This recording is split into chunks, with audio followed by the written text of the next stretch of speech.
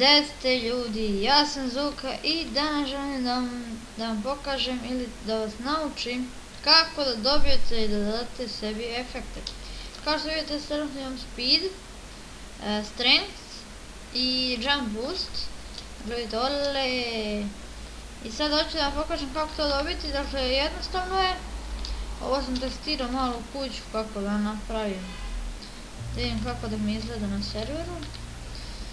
I da, ajmo odmah da krenemo. Evo, tamo je nestalo.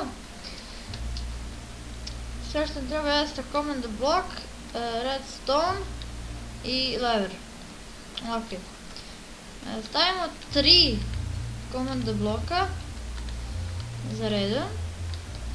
I sada u ovaj prvi stavimo za speed, znači samo efekt P1, znači 1 vam je ID i ID za brzinu. Ok, koliko će traje sekundi? 120 i vam lupite neki broj, najbolje nam 4. Onda ovamo pucamo efekt P. Ajmo sad za jačinu, to je petica, ajmo opet 120 sekundi i opet ćemo četvorku. I ajmo efekt, sad ćemo osmice jump boost i pardon, P8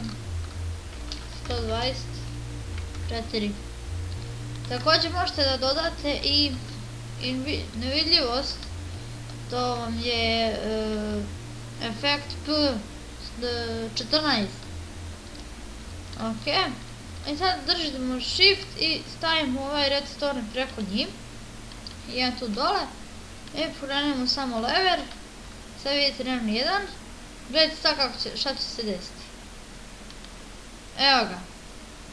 Sad imamo speed, strength i jump boost. Ok, to je bilo to, ljudi. Ako vam se svidao tutorial, ostavite koji like, šerujte i subscribeujte. Pobjegla mi svinja. Kako moćno izgleda ovako, gledajte sad ovako. Ne da pretvornim svinju, gledajte sad kako to izgleda, pa sad. Do jaja. Ajmo brzo tamo, ali ne idem dok ne preskočim kravu. Vole.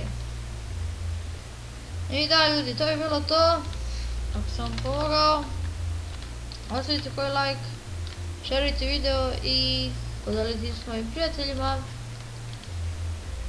Vidimo se.